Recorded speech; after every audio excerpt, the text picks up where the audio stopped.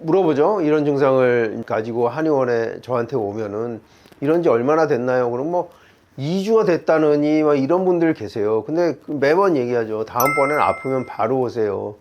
한방 치료하면은 굉장히 빠르게 낫습니다. 그러니까 안녕하세요. 몸신 한의사 한진우입니다. 아, 나 담 들렸어. 이런 표현들 많이 사용하시죠. 담 들린 것 같아요. 어떤 특징입니까? 통증이 일단 수반되죠. 아파요. 어떨 때 아픈가요? 특정 각도로 몸을 움직이려고 할 때 아파요. 자세를 바꾸려고 할 때 아파요. 앉았다 일어난다든지 누웠다 일어난다든지. 어느 날 보니까 고개가 안 돌아가요. 또 어떨 때 보니까 어디가 아픈데 어떨 때 아픈가?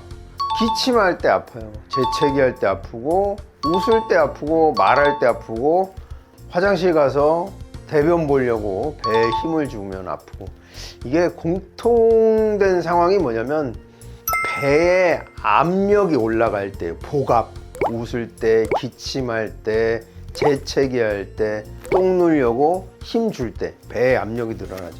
이때 왜 어떤 특정 부위가 아프냐? 또 이것을 담이라고 부르냐? 담 들렸다, 담 걸렸다, 담 결렸다, 막 이런 표현들을 하죠. 참 우리나라는 이 증상에 대한 표현이 다양한 것도 우리나라만의 특징인 것 같습니다.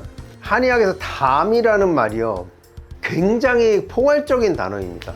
담음이라고 해가지고 우리 신체에서 생길 수 있는 모든 병리적인 산물을 담음이라고 해서 담음.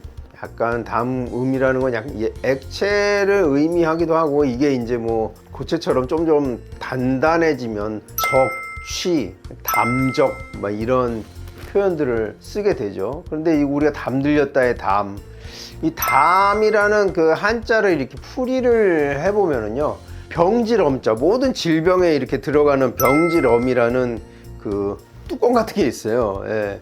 그 병질엄자 안에 불탈 염자, 타오를 염자가 들어있죠. 불화자 2개. 병질엄 속에 불화자 2개 위에 그 병질엄이 붙어 있는 것을 담이라고 우리 읽고 발음하고, 담이라는 한 단어가 내포하는 의미가 굉장히 많이 있는데요.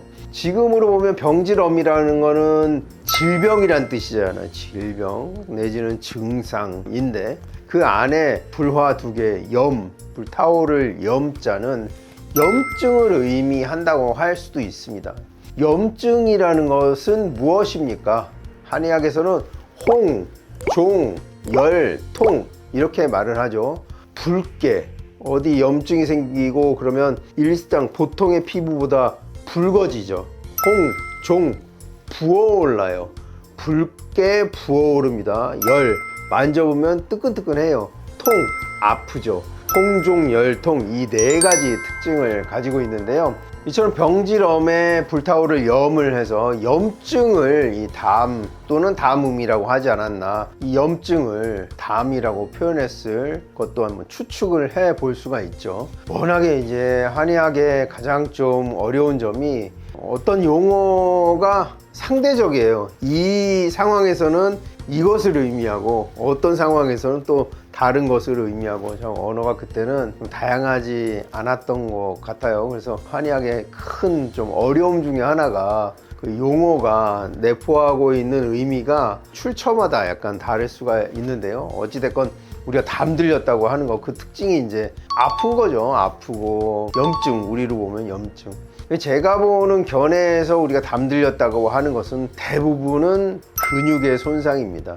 우리가 특징적으로 움직이려고 하거나 배에 힘 주려고 하거나 복압이 올라갈 때 통증이 생기는 것은 근육의 손상에 의한 통증. 근데 근육이라는 거는 어떻습니까? 우리 눈에 보이지도 않을 만큼 얇은 근섬유, 실보다 더 얇으니까 섬유라고 표현을 했겠죠. 근섬유가 모여서 다발이 형성이 되고, 이 다발이 모여서 덩어리가 되고, 이 덩어리들이 모여서 하나의 근육을 이루게 되는 거죠. 근육은 그러고 보니까 작은 섬유로 모으고 모여져서 근육이라는 게 만들어지는데요. 그 근육이 전부 이렇게 쫙쫙 칼로 베듯이 손상되는 것은 아니고요. 근육의 극히 일부가 미세하게 손상되거나 때로는 그 미세 손상보다 조금 더 많은 손상이 있을 때 이제 담이 더 심하게 오는 거죠. 이게 목에서 오면 이제 목이 안 돌아가게 되고, 허리에서 오면 허리를 굽혔다 폈다 할 수 없게 되고, 주로 이제 체간, 목, 머리, 등, 허리 쪽으로 담이 주로 오게 되죠. 다른 부위에 오는 그런 근육 손상은 또 담이라고 표현은 잘 안 하죠. 담 들렸다고 하는 것은 대부분 체간, 몸통에 있는 특정 근육이 손상됐을 때. 어떻게 하다 손상이 되냐? 사용하다 손상될 수 있어요. 뭐 어떤 불편한 자세, 저쪽에 뭐 물건이 있어서 팔을 이렇게 차 안에서 뒷좌석에 있는 물건을 꺼낸다, 뭐 이런 불편한 자세. 기차나 지하철을 오래 탔는데 불편한 자세로 잠이 들었다든지, 잠을 잘 때 너무 과로해서 뒤척이지 않고, 아니면 과음해서 그냥 눈 감은 상태로 그날 아침에 눈 떠보니까 그대로 있어. 이러면 아침에 일어나면 목이 안 돌아간다든지, 아니면 웃다가도 그럴 수 있어요. 막 재채기 하다가도 허리가 삐끗할 수가 있고, 갑자기 어떤 변화가 있을 때 일단 다칠 수 있고, 불편한 자세에서도 다칠 수 있고, 그 불편한 자세를 오래 취했을 때도 다칠 수가 있죠. 이런 여러 이유로 근육에 손상이 오는 것을 담이라고, 담 들렸다고 하죠. 너무나 다행인 것은 이 담 들렸을 때 침하고 부항 치료가 굉장히 효과가 좋다는 겁니다.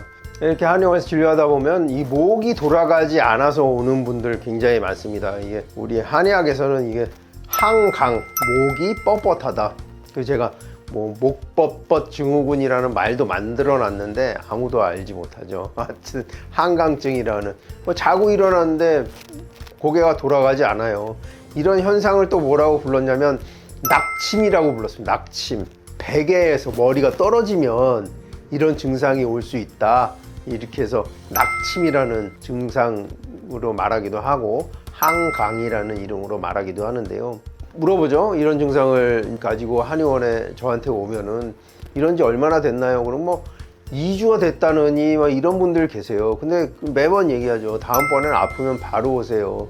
한방 치료하면은 굉장히 빠르게 낫습니다. 그러니까 2주씩 낫겠지 이걸 자연 호전을 기대하고 있다가 2주 지나서 결국엔 한의원을 와야 해요. 그러니까 다음번에는 이런 일이 발생하지 않으면 좋겠지만, 발생한다면 바로 한의원 와서 따뜻하게 핫팩하고 물리치료하고 침 맞고 부항까지 하고 필요하면 약침까지 곁들인다면 그 2주 동안 고생할 필요가 전혀 없는 결과가 되는 거거든요. 그러니까 2주 동안 고생은 고생대로 하고 치료는 또 치료받으러 또 와야 되는 이런 최악의 어떤 조합이 이루어질 수가 있으니까요. 여러분들도 담 들렸다 하면 바로 가까운 한방의료기관 가셔가지고 치료를 받으시면 보통 3회에서 5회 이내로 치료가 가능합니다. 물론 그 부상의 정도, 또 그 개인의 회복 정도에 따라서 그것보다 짧아지거나 길어질 가능성도 있죠. 그래서 오늘 우리가 담 들렸을 때 빠르게 한방의료기관에 가도록 전해드렸고, 담 들렸다는 게 과연 원인이 뭐고 왜 이런 증상들이 생겨나는 것인지에 대해서 좀 살펴봤습니다. 또 이 담 들렸다 이런 증상에 대해서 궁금한 점이 있으시면요, 댓글 남겨주시면 성의껏 답변 드리도록 하겠습니다. 지금까지 몸신 한의사 한진우였습니다. 감사합니다.